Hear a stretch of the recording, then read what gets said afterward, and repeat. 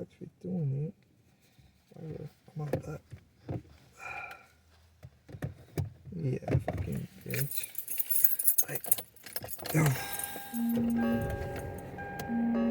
Union members at the current contract offer has too many half measures. Finally, Barbie is coming to IMAX. Greta Gerwig's past summer blockbuster will get a limited one-week run at IMAX theaters starting on September 22nd. The release will also include new post-credit footage chosen by Gerwig. The director said the film was made for the big screen, and it's a thrill to be able to bring it to IMAX. And Gran Turismo is racing to a fast start at the box office. The film, based on a true story, raked up $1.4 million from early previews. Last weekend's winner, Blue Beetle, and Turismo will be in battle for second place. With the latest in entertainment at 17 and 47 minutes past each hour, I'm Bree Wood on your home for 24/7 News, the Black Information Network, and BINnews.com. Barely come in. I'm Devin Dunstan on the Black Information Network. In 1892, a 30-year-old woman named Sarah Boone was granted a patent for an invention many of us use every day. Born into slavery in Craven County, North Carolina, Sarah Boone is credited with inventing the ironing board.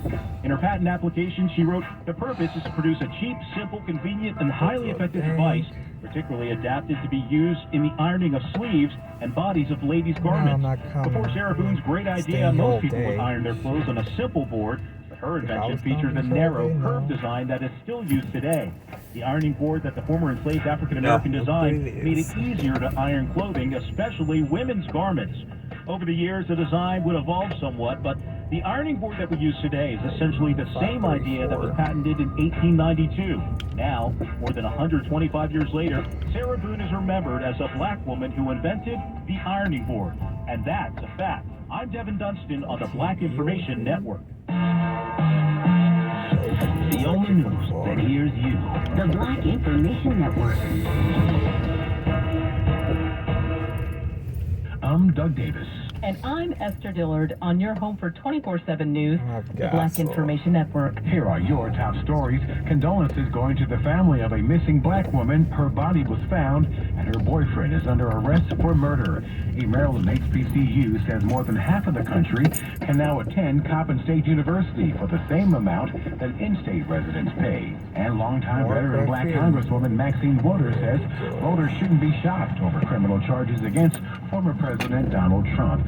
In an opinion article written for NBC News, Waters said she always knew Trump was trouble. She cites previous instances of housing discrimination, not paying fair wages to workers, and of course his scandalous womanizing reputation. I think that it's time for him to have to be held accountable.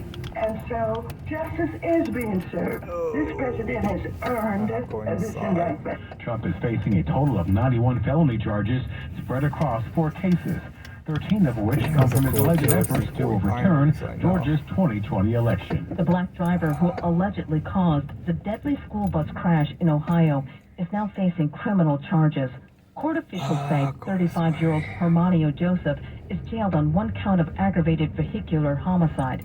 The State Highway Patrol says Joseph's vehicle traveled left of center on State Route 41, colliding with the oncoming school bus for Northwestern local schools. Ohio State Highway Patrol Sergeant Tyler Ross. Supposed to have animals in banks. Student that succumbed to fatal injuries at the scene of the crash. They were ejected from the school bus. In total, more than 20 students were... I hate this.